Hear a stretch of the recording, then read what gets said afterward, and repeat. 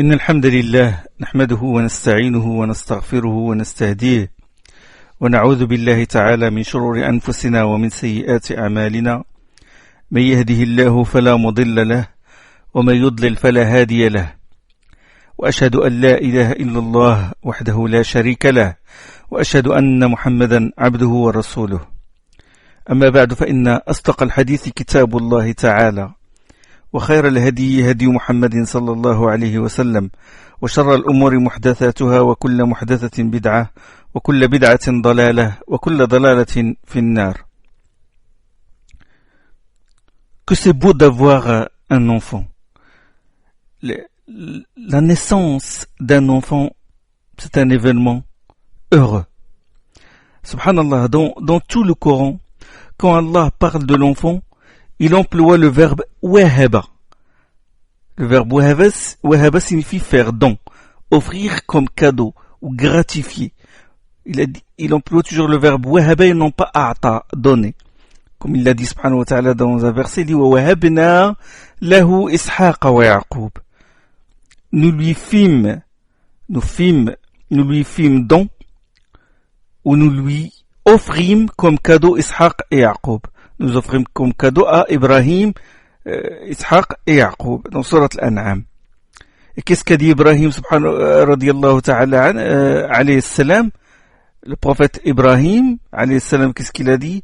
Il a dit, Alhamdulillahi alladhi wahabali ala al-kibari Ismaïl wa Ishaq. Il a dit, louange à Allah qui, malgré mon grand âge, wahabali, m'a gratifié d'Ismaïl et d'Ishaq. Dans Surat Ibrahim. Remarquez avec moi l'emploi du verbe wahaba. Wahaba. C'est un don d'Allah subhanahu wa ta'ala, un cadeau. هنالك دعا زكريا ربه قال رب هب لي من لدنك ذرية طيبة إنك سميع الدعاء. Zacharia, dans Sourate Al-Imran, c'est alors que Zacharia invoqua son Seigneur en disant, mon Seigneur, fais-moi don, habli, regardez le verbe wahaba, habli, gratifie-moi de ta part une descendance excellente. En vérité, tu es celui qui entend l'invocation. Innaka sami'ud du'a, habli.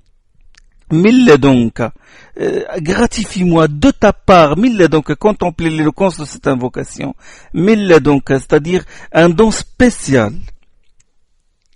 Habli, le verbe wahaba, remarquez avec moi. Dans Surat Al-Anbiya, Allah a dit qu'il a exaucé Zacharia, et qu'est-ce qu'il a dit, subhanahu wa ta'ala? Fastajabna lahu wa wahabna lahu Yahya. Nous l'exaucâmes et nous lui accordâmes Yahya, nous lui fîmes don d'un cadeau. Wahabna lahu Yahya, dans Surat Al-Anbiya. Et qu'est-ce qu'il a dit à propos de Daoud? Wa wahabna li Daouda Suleyman, ni'mal abdu innahu awwab, dans Surat Sad.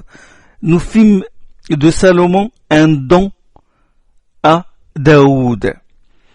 Wahaba, le verbe cadeau, le verbe faire don. Allah il emploie aussi le verbe bashara. Bashara, bushra, ou les mots qui dérivent de ce verbe-là, bashara. Bushra, qu'est-ce que ça veut dire, bushra?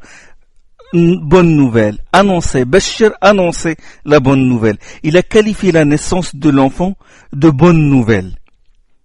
Qu'est-ce qu'on dit les anges à Zacharia alayhi salam quand il a demandé à Allah de lui faire don d'un enfant?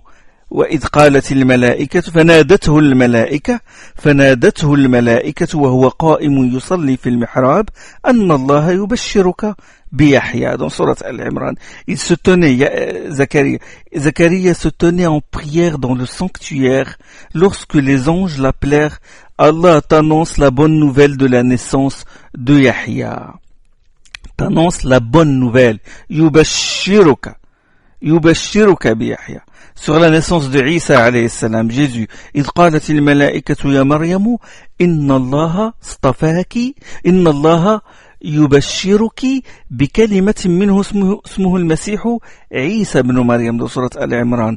Lorsque les anges dirent, ô Marie, ô Mariam, Allah t'annonce par une parole venant de lui la bonne nouvelle, yubashiruk, la bonne nouvelle de la naissance d'un garçon dont le nom est le Messie, Isa, fils de Marie.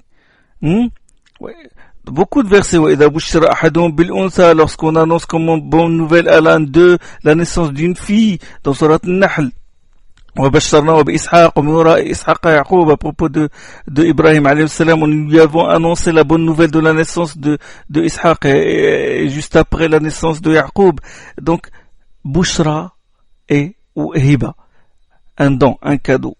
Donc nous devons remercier Allah subhanahu wa ta'ala pour ce don. Nous devons le remercier. Comment cela? En respectant les droits de cet enfant-là, de ce don d'Allah. Nous devons respecter les droits de l'enfant. Mais il faut d'abord que nous connaissions ces droits. D'où allons-nous tirer ces droits-là? Des livres de philosophie, des livres de pédagogie, des livres d'éthique. Qui peut nous renseigner sur les vrais droits de l'enfant? Qui? Psychanalyste ou qui? Raisonnons objectivement. Qui a créé cet enfant? Allah subhanahu wa ta'ala. هو الذي يصوركم في الأرحام كيف يشاء. لا إله إلا هو لا إله إلا الله العزيز الحكيم. Dans Surat Al-Imran. C'est lui qui vous forme dans les matrices comme il le veut. Pas de divinité si ce n'est lui, le tout-puissant, le très sage. Et dans une autre sourate, Allah subhanahu wa ta'ala يقول يا أيها الناس إن كنتم في ريب من البعث فإنا خلقناكم من تراب. Hommes, si vous concevez des doutes au sujet de la résurrection, sachez que nous vous avons créé de terre. De terre, c'est-à-dire de votre père Adam. Adam est créé de terre. فإنا خلقناكم من تراب ثم من نطفة. Puis d'une goutte de liquide, c'est-à-dire de sperme, c'est-à-dire de la descendance d'Adam. D'une goutte de liquide, issue de la fécondation entre un spermatozoïde et une ovule. ثم من نطفة ثم من علقة. Puis d'une adhérence. La notfa se transforme en quelque chose qui ressemble à un caillot de sang. ثم من مضغة مخلقة وغير مخلقة لنبين لكم. Puis d'une mâchure, d'un morceau de chair dont une partie est formée et une autre non formée, لنبين لكم, cela pour vous démontrer notre pouvoir. ونقر, Allah subhanahu wa ta'ala يقول ونقر في الأرحام ما نشاء ثم نخرجكم طفلا. Et nous fixons dans les matrices ce que nous voulons. ونقر في الأرحام ما نشاء إلى أجل مسمى ثم نخرجكم طفلا. Et nous fixons dans les matrices ce que nous voulons jusqu'à un terme déterminé, et puis enfin nous vous faisons sortir enfant. ثم لتبلغوا أشدكم. Après quoi vous atteindrez votre maturité. Dans Surat Al-Hajj. Bon, c'est Allah qui a créé l'enfant. Donc, toutes les étapes de la formation de l'enfant, son développement depuis l'œuf, l'embryon, le fœtus, c'est Allah qui a créé tout cela, c'est Allah qui contrôlait toutes ces étapes-là. Aucune transformation, aucune division cellulaire, aucune migration cellulaire ne se fait sans ordre, subhanahu wa ta'ala. Alla lahu al-khalqu wal-amr, comme il l'a dit dans Surat Al-A'raf. À lui appartient l'ordre et la création. C'est bon? Nous poursuivons notre raisonnement. Quelqu'un connaît-il l'enfant plus que le créateur de l'enfant? Sûr que non. Quelqu'un connaît-il les droits de l'enfant plus que le créateur de l'enfant? ألا يعلم من خلق وهو اللطيف الخبير. Quoi? Allah subhanahu wa ta'ala dit dans Sourate Al-Mulk, la royauté. Quoi? Allah ignorerait-il ce qu'il a lui-même créé? Lui, le subtil, le connaisseur des choses cachées. وهو اللطيف الخبير. Quelqu'un connaît-il les intérêts de l'enfant plus que son créateur? Sûr que non. Quelqu'un connaît-il mieux qu'Allah ce qui est nécessaire à l'enfant pour le doter d'une personnalité complète et lui assurer une vie heureuse? Quelqu'un est-il plus compatissant et plus miséricordieux à l'égard de l'enfant que son propre créateur? Bien sûr que non. Donc nous devons porter sur l'enfant le même regard qu'Allah porte sur lui. Ces droits, Allah les a montrés par l'intermédiaire de notre prophète, Mohammed sallallahu alayhi wa sallam.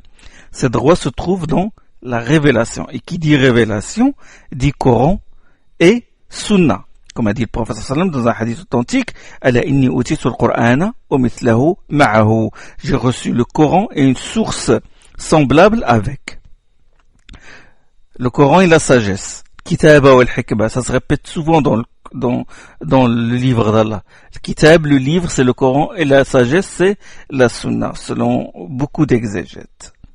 Donc il faut savoir, chers frères, chères sœurs, que l'islam a garanti à l'enfant des droits. Il a garanti à l'enfant des droits avant même que cet enfant naisse et avant même qu'il ne soit un œuf fécondé dans l'utérus de sa mère. L'islam veille à ce que l'enfant naisse d'un mariage légal. L'enfant a droit à un père et une mère. Il a droit aussi bien à la bienveillance paternelle qu'à l'affection maternelle. C'est pourquoi l'islam a condamné l'adultère et l'infidélité. L'islam, il prévoit des peines sévères contre l'homme et la femme adultères. Et il a dit, Allah subhanahu wa ta'ala dans Surat al-Isra, وَلَا تَقْرَبُوا الزِّنَا إِنَّهُ كَانَ فَاحِشَةً وَسَاءَ سَبِيلًا. Ne vous approchez pas de la fornication, c'est une turpitude et une voie néfaste. Remarquez avec moi, Allah subhanahu wa ta'ala n'a pas dit ne commettez pas la fornication, mais il a dit ne vous approchez pas de la fornication. Tout ce qui ferait le chemin à la fornication, il faut l'éviter. Le regard illicite, le toucher, l'amitié entre garçons et filles, les rencontres dans les cafés, les clubs, les boîtes de nuit, les campus, etc. Ça, l'islam l'a interdit. Parce que ça ferait le chemin, ça donne des enfants illégitimes, etc. Allah subhanahu wa ta'ala a qualifié zina, l'adultère, de voie néfaste. وَسَاءَ سَبِيلًا, il a dit Allah subhanahu wa ta'ala dans Surat al-Isra. إِنَّهُ كَانَ فَاحِشَةً, c'est une turpitude et une voie néfaste. وَسَاءَ سَبِيلًا, l'adultère, il conduit à quoi? Des enfants illégitimes, des enfants qui ignorent tout de leur filiation, paternelle ou même maternelle, des enfants sans famille. Dites-moi, dans quel état psychologique vont vivre ces enfants-là? Sans père ni mère, sans famille, sans parler des enfants qui sont atteints du sida, etc., etc. Quels crimes ces pauvres enfants ont commis? Donc, le mariage, il préserve à l'enfant son droit de vivre dignement au milieu de son père et de sa mère. Droit, parmi les droits que l'islam a garantis à l'enfant, c'est le droit de l'enfant dans le choix de sa mère. Dans le choix de sa mère. Là, je m'adresse aux frères qui veulent se marier, plus particulièrement à ceux dont le choix a été fait. Et ils ont trouvé la sœur avec laquelle ils vont se marier. Et là, je leur pose la question suivante. Ou eux-mêmes se sont-ils posé cette question-là? Quand ils voient la sœur, ça, elle lui plaît et veulent lui demander en mariage, la demander en mariage. Est-ce que, cher frère, tu t'es dit, est-ce que cette fille que j'ai choisie comme future épouse, est-ce qu'elle mérite d'être la mère de mes enfants? Est-ce qu'elle est digne de cette mission? C'est très important de vous poser cette question. Une femme qui est capable d'inculquer à tes enfants une bonne éducation. Une femme vertueuse. Le hadith, le prophète l'islam a donné les critères de choix de la femme qu'on doit épouser. Et le prophète il a dit dans un hadith authentique rapporté par le Bukhari et Muslim, تنكح المرأة لأربع لمالها ولحسبها ولجمالها ولدينها فاظفر بذات الدين تربت يدك. On épouse une femme pour 4 raisons: son argent, sa classe sociale ou sa noblesse héréditaire, sa beauté et son attachement à la religion. Puis il a dit sallallahu alayhi wa sallam, fadfar bidati dini taribat yadak. Puissent tes 2 mains être collées à la terre si tu laisses échapper celle qui est attachée à la religion. Le prophète sallallahu alayhi wa sallam il a dit, ça c'est une information. Le prophète sallallahu alayhi wa sallam dit, les gens en général, les gens quand ils se marient, ils se basent sur ces 4 critères. l'argent, la classe sociale, la beauté. Et puis il y a l'attachement à la religion. Puis le professeur Sallam l'a dit, alors il faut sauter sur l'occasion quand tu trouves une femme attachée à la religion. Il n'a pas choisi. Le professeur Sallam n'a pas dit ikhtar, choisi. Il a dit idfar, c'est-à-dire saute sur l'occasion, ne la rate pas. Taribat yadak, tariba vient du mot turab, ça veut dire la terre.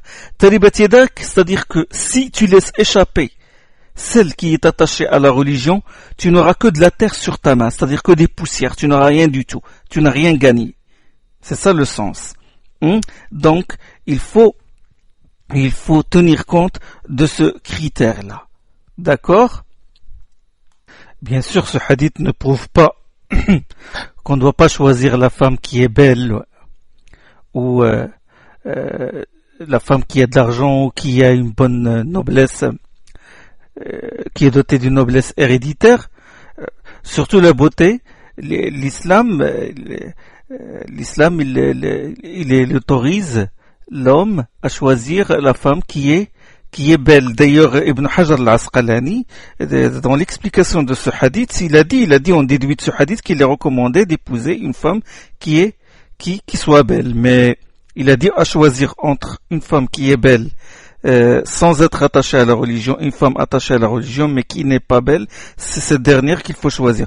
De toute façon, il faut que cette femme, cher frère, il faut que cette femme te plaise. C'est pourquoi l'islam, il a prescrit al-ru'ya al-shar'iyya. Il faut que le prétendant regarde la femme qu'il veut épouser. L'exemple est connu dans un hadith authentique où le prophète sallam il a dit à un compagnon qui a demandé une femme en mariage, il lui a dit regarde-la, il faut que tu la regardes, il faut qu'elle te plaise. Ça c'est très important. Là je rappelle un point à mes frères, c'est que avant le mariage et après le mariage, les choses ne sont plus pareilles. Le péché commis avant le mariage et le péché commis après le mariage, c'est plus pareil, il est double. Pourquoi? Parce que quand on se marie, on devient gouverneur, responsable. Le prophète sallallahu alayhi wa sallam a dit kullukum ra'in wa kullukum mas'oulun 'an ra'iyatihi. Vous êtes tous des gouverneurs, ou si vous voulez, vous êtes tous des pasteurs et vous êtes tous responsables de l'objet de votre garde. Et puis il a dit l'homme, il est ra'in, c'est un gouverneur à la tête des affaires de sa maison et il est responsable, il sera interrogé sur l'objet de sa garde. Et la femme, elle est un pasteur à la tête des affaires de sa maison et il est responsable de l'objet de sa garde. C'est très important. Quand tu te maries, tu deviens un gouverneur. C'est-à-dire les hadiths qui s'adressent au gouverneur, ils s'adressent à toi aussi. Comme le hadith rapporté par le Bukhari, il n'est pas un homme à qui Allah a confié la gestion des intérêts d'un peuple qui mourront au jour fixé par le décret de son Seigneur sans qu'il ne se voie refuser, s'il a trompé ce peuple, l'accès au paradis. Ou dans une autre version, sans qu'il ne se voit interdire l'odeur du paradis. Ça s'applique à toi, ça s'applique à la femme qui, Allah subhanahu wa ta'ala lui a confié la gestion des intérêts de sa maison et puis elle les néglige. Ou l'homme, Allah lui a confié la gestion des intérêts de sa maison, de ses enfants, de sa famille et puis il les néglige. Allah subhanahu wa ta'ala lui a proféré contre lui une menace grave. Il dit que le jour de la résurrection, il se verra refuser l'accès au paradis ou il se voit interdire l'odeur du paradis. Et ça, c'est très important. C'est comme si tu es investi au pouvoir. Et le prophète sallam a dit dans un autre hadith, tout homme investi d'une autorité sur des musulmans qui ne veille pas sur eux, Allah lui interdit l'accès au paradis. Il faut, chers frères, chères sœurs, il faut prendre conscience de ces hadiths-là. Il faut dire que ces hadiths s'appliquent à moi. Si je dois veiller sur ma maison, il doit être la priorité des priorités. Et là, je m'adresse à certaines sœurs parce que certaines sœurs, le droit du mari, ils le négligent.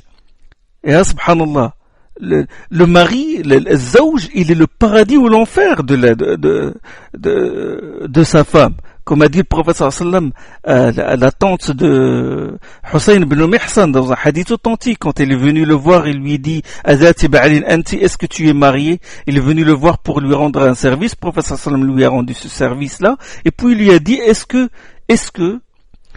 tu as un mari? Est-ce que tu es marié? Il lui a dit oui. Où tu situes tu par rapport à lui? Qu'en est-il dans ton rapport? Qu'en es-tu dans ton rapport avec lui? Il a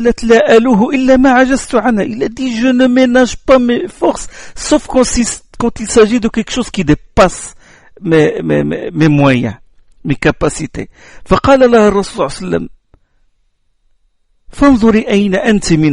Il a dit regarde où tu te situes par rapport à lui, car il est en paradis ou en enfer.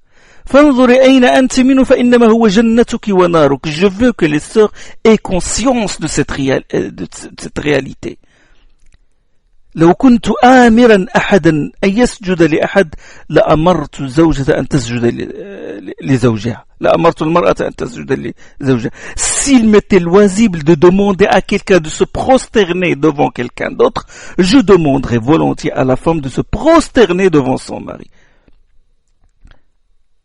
ولن تؤدي حق ربها حتى تؤدي حق زوجها. والذي نفس محمد بيده. Le prophète sallam l'a juré dans un hadith rapporté par Ibn Majah, Ibn Hibban et par qui encore? Par Al-Bayhaqi. C'est un hadith authentique. C'est un hadith authentique où le prophète sallam jure, il dit par celui qui détient mon âme dans sa main, la femme, la tu'addi al-mar'atu haqqa rabbiha. Il a dit la femme n'est considérée comme ayant acquitté le droit de son Seigneur que si elle s'acquitte du droit de son époux. Il a attaché le droit d'Allah à l'obéissance de son époux. Vous vous rendez compte l'importance du droit du mari. Certaines sœurs n'arrivent pas à couper le cordon ombilical. Ils restent toujours attachés à leur mère. Tout ce que leur mère leur dit, c'est le mari, lui, il est au deuxième ou troisième ou classe, je sais pas, le dernier de ses soucis. Qu'est-ce que je dois lui faire et tout, ils se réfèrent toujours à leur mère sur ce qu'elles doivent faire à leur mari et tout. C'est comme si son mari est son ennemi. Non, le mari doit être la priorité des priorités. Parce que Allah subhanahu wa ta'ala, il a attaché le droit du mari au droit d'Allah subhanahu wa ta'ala. Donc c'est très important. Donc, aux frères aussi de ne pas confondre entre l'attachement à la religion et talab al-ilm ou attaché à la religion, c'est-à-dire qu'elle a un bon caractère et qu'elle connaît les droits de son mari. Beaucoup de sœurs, ils font les jalassat, ils négligent leur maison, ils négligent leurs enfants, ils négligent le droit de leur mari. Qu'est-ce qu'elle fait? Elle fait le talab al-ilm, soi-disant talab al-ilm. Talab al-ilm, les assistent à des réunions, c'est pas ce qui se passe même dans ces réunions, si ce n'est la médisance. On va avoir une bonne opinion, on va dire, d'accord, ils font, masha'Allah, des doros, etc. Mais le droit du mari prime, s'il lui dit de rester dans la maison, il doit rester. C'est son droit qui est le premier des droits. Doit être la priorité de ses priorités. Et qu'est-ce que ce talab ilm? Qu'est-ce que cette étude de la science? Si cette science ne l'amène pas à obéir à son mari, alors ce n'est pas une science. Si il dit, moi j'étudie la science religieuse et il ne connaît pas les droits de son mari, alors c'est de l'ignorance même. Ça, c'est un point très important. C'est que, attention, le droit, il va être interrogé le jour du jugement sur ce droit-là avant les autres choses. Avant d'autres choses.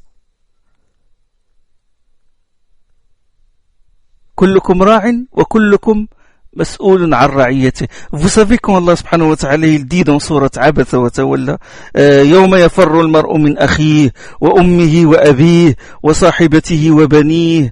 لكل امرئ منهم يومئذ شأن يغنيه.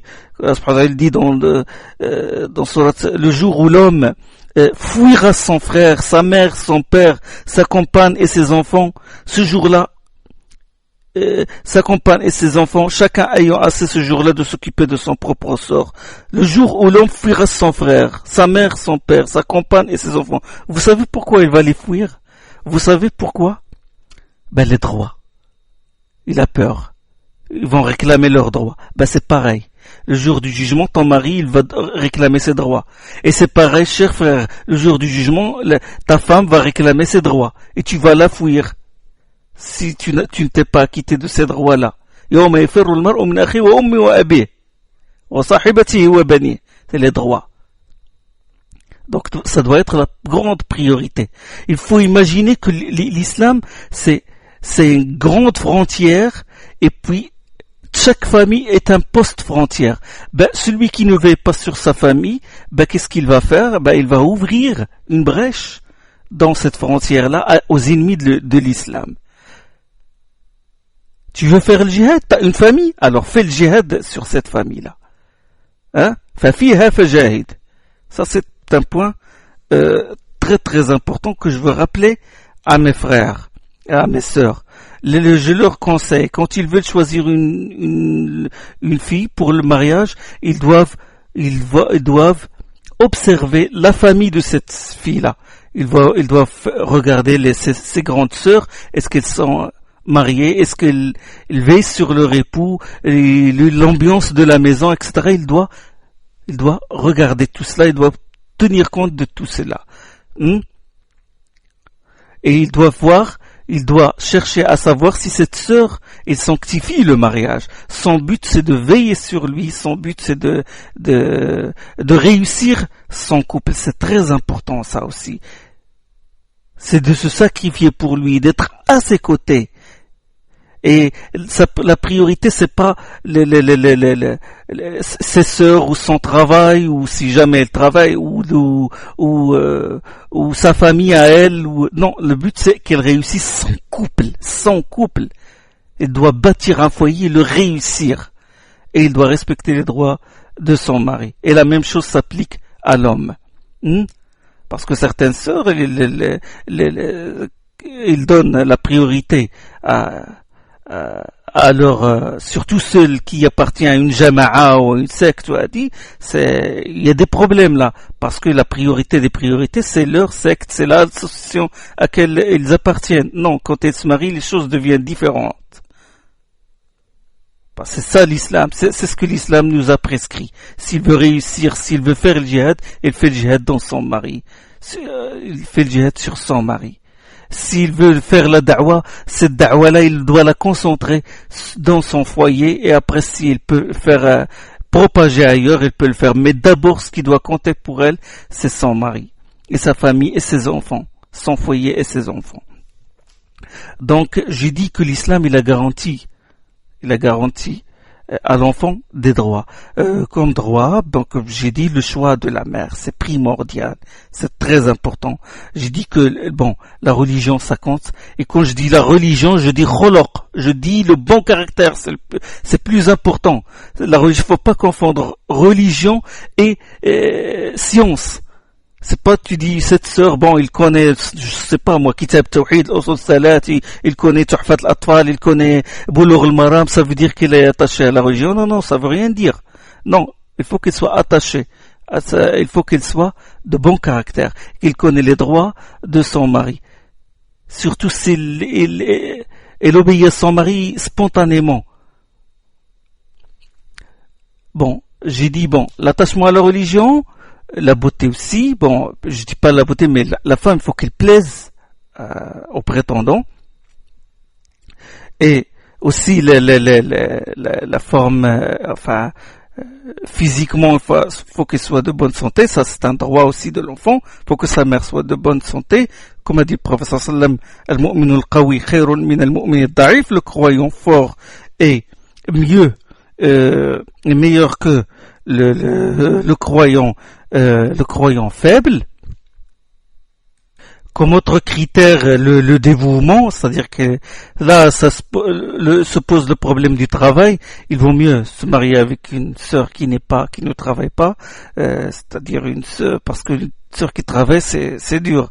Il partage son éducation avec, je sais pas moi, des collègues de travail, ou avec la secrétaire de, je sais pas, de son cabinet, ou il a l'esprit éparpillé entre le travail et l'enfant. Une telle mère, c'est difficile, il ne peut pas enraciner dans son enfant un sentiment filial, hein.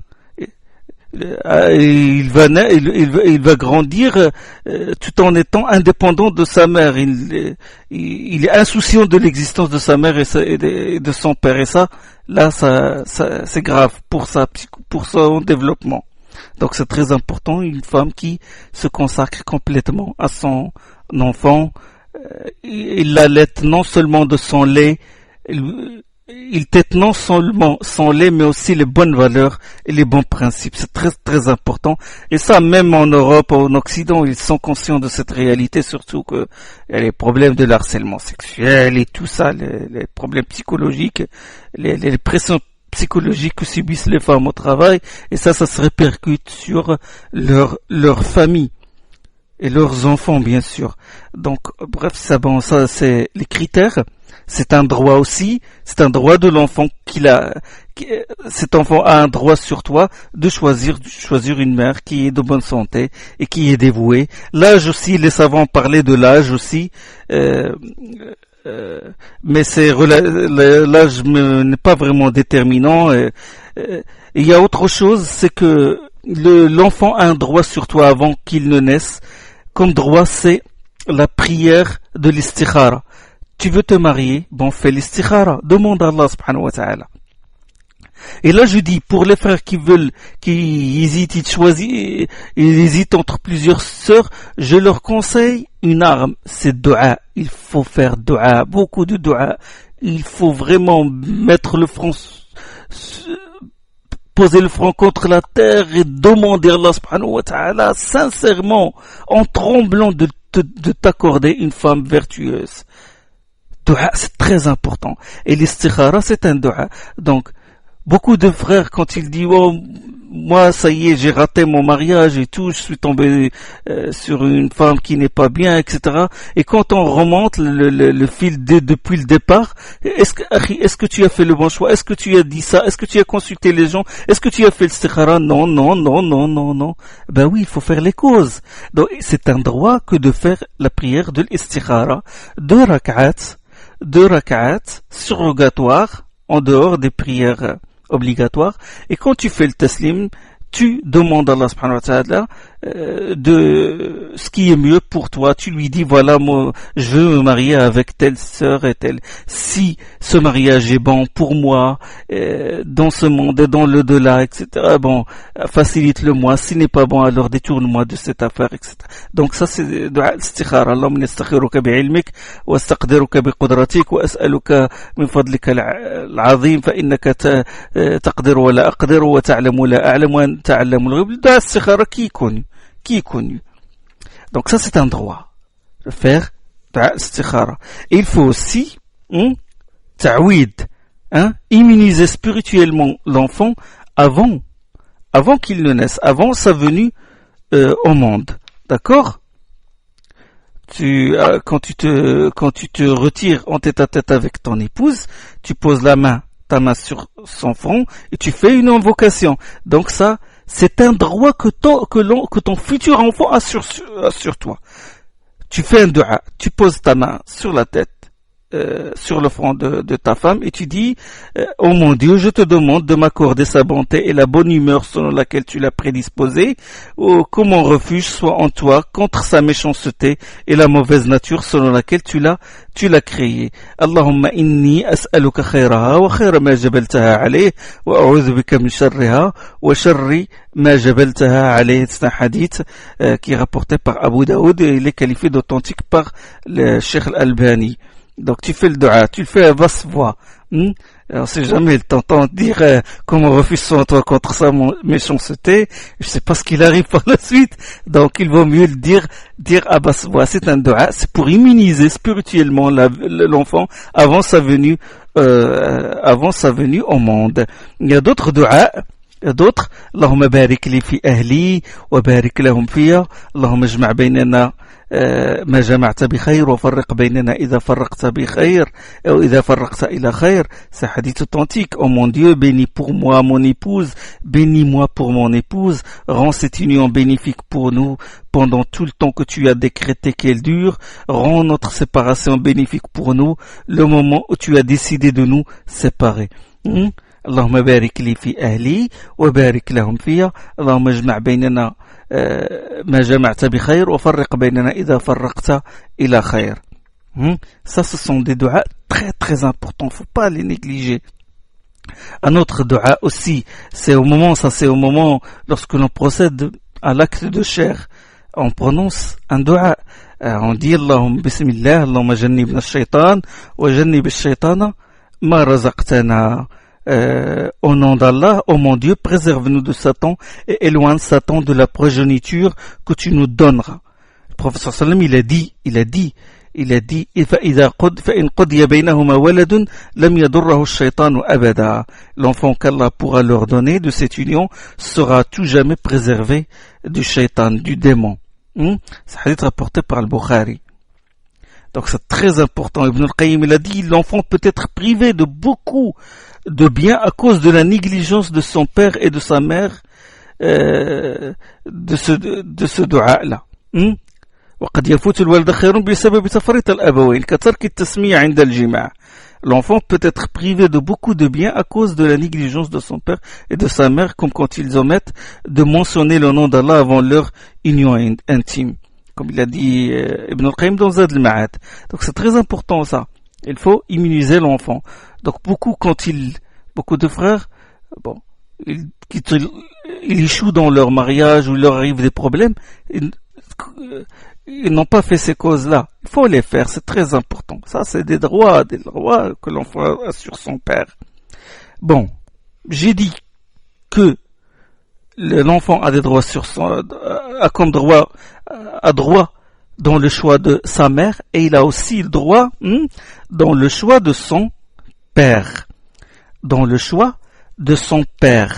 Donc la femme aussi, la sœur, il y a des critères selon lesquels elle choisit l'homme avec qui elle va se marier. D'accord? C'est un droit. Donc il est recommandé à la femme de choisir pour ses enfants un père qui est pieux, qui possède les bonnes qualités, l'attachement à la religion, l'honnêteté, etc. La santé physique aussi, et la richesse. La richesse, c'est pas la richesse, mais au moins il a les moyens, certains moyens, pas là vraiment, afin qu'il ne livre pas ses enfants à l'abandon, d'accord, qu'il ne la livre pas elle aussi à l'abandon. Il doit être honorable aussi, à avoir de bonnes connaissances religieuses pour instruire ses enfants. Donc c'est très important. Il est, subhanallah, quand le père est honnête et bon et pieux et vertueux, cette bonté se transmet, passe à ses enfants. Ce n'est même pas la question de l'éducation et tout. Prenons l'exemple d'un verset qui se trouve dans le Coran, dans Surat Al-Kahf, où Allah subhanahu wa ta'ala قال وأما الجدار فكان لغلامين يتيمين في المدينة وكان تحته كنز لهما وكان أبوهما صالحا فأراد ربك أن يبلغ أشدهما ويستخرج كنزهما رحمة من ربك. Allah subhanahu wa ta'ala dit dans Surat Al-Kahf, pour ce qui est du mur, il appartient à des jeunes garçons orphelins de la ville. Sous ce mur se trouve un trésor qui leur était destiné. Leur père était un homme pieux. Aussi ton Seigneur a-t-il voulu qu'à leur majorité ils découvrent leur trésor par une miséricorde de ton Seigneur. Subhanallah. Donc cette honnêteté et la piété du père, il influe positivement sur l'enfant et voire sur ses petits-enfants, matériellement et moralement. Donc c'est très important. La fille doit choisir un homme honorable, un homme pieux. Très important, faut donner la première priorité à la piété, à l'attachement à la religion. C'est pas qu'il a de l'argent, surtout Allah l'afia, s'il travaille dans une banque, ou il travaille dans le riba et tout, il dit non, mais c'est pas grave, riba, c'est pas grave. Il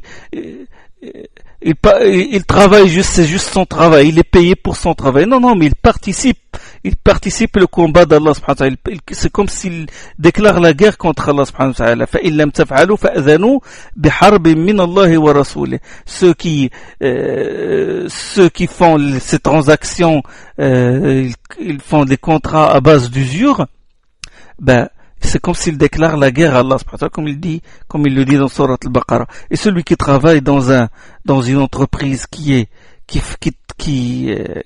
se fonde dans ces transactions sur l'usure, sur le riba, ben, le verset d'Allah subhanahu wa ta'ala qui condamne ça, ben, il s'adresse à lui aussi.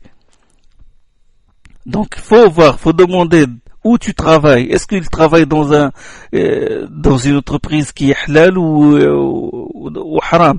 Hein? Ils vendent le vin ou c'est pas l'alcool et tous les produits qui sont illicites. Là, cette personne, faut pas le choisir comme mari. Bon. Droit de l'enfant dans le choix de son père.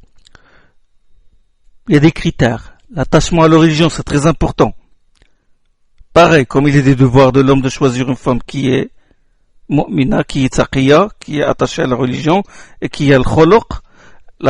Pareil pour la sœur. Doivent aussi chercher, s'enquérir de la piété et du caractère de son prétendant. C'est très important. يقول الرسول صلى الله عليه وسلم, ça c'est un hadith rapporté par Tirmidhi, إذا جاءكم من ترضون دينه وخلقه فزوجوه إلا تفعلوا تكن فتنة في الأرض وفساد عريض.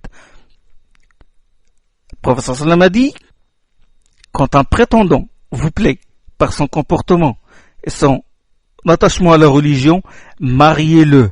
Si vous ne le faites pas, il s'ensuivra une dépravation des mœurs et de graves troubles sur terre. Si vous ne faites pas ça. Quand un prétendant vous plaît par son comportement et sa conformité à la religion, mariez-le. Si vous ne le faites pas, il s'ensuivra une dépravation des mœurs et de graves troubles sur terre. Et subhanallah, c'est ce qui se passe maintenant.